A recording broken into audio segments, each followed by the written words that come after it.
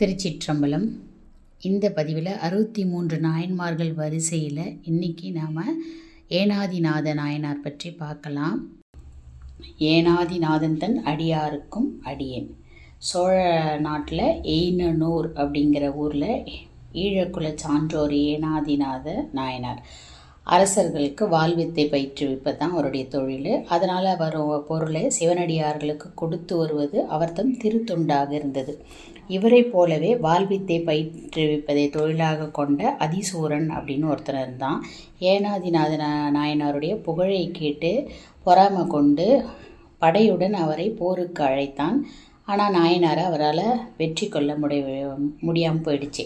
இதனால் மனம் புழுங்கிட்டே இருந்த அதீசுரன் என்ன பண்ணான் அப்படின்னா, ஏனாதி நாயனாரை வஞ்சனையால் தான் வெல்லணும் அப்படின்னு திட்டமிட்டு திருநீறு பூசி யாராவது இருந்தாங்கன்னா அவரை சிவனாகவே நினைப்பது தான் ஏனாதி நாயனார் உடைய கொள்கை. அவங்களுக்காக சிவனடியாருக்காக தொண்டுகள் செய்வார்.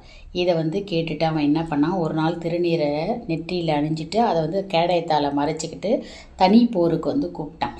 உடனே இவரும் ஏனாதி நாயனார் அவனுடைய சூழ்ச்சி தெரியாமல் போருக்கு போனார். அப்போ கிட்ட வரும்போது என்ன பண்ணிட்டான், அந்த கேடயத்தை எடுத்த உடனே ஏனாதி நாயனாருக்கு ஒன்றும் புரியல. ஐயோ, சிவனடியார் வேட்டத்தில் இருக்கிறவகிட்டையா நான் இப்படி சண்டை போட வந்தேன் அப்படிங்கிற மாதிரி என்ன பண்ணிட்டாரு, நின்றுட்டார். உடனே அதிசூரன் அவரை மாய்ச்சிட்டு போரில் வென்றதா நினச்சிக்கிட்டான். ஆனால் பெருமான் என்ன பண்ணார், ஏனாதி நாயனார் முன் எழுந்தருளி அவருக்கு சிவகதி அளித்தார்.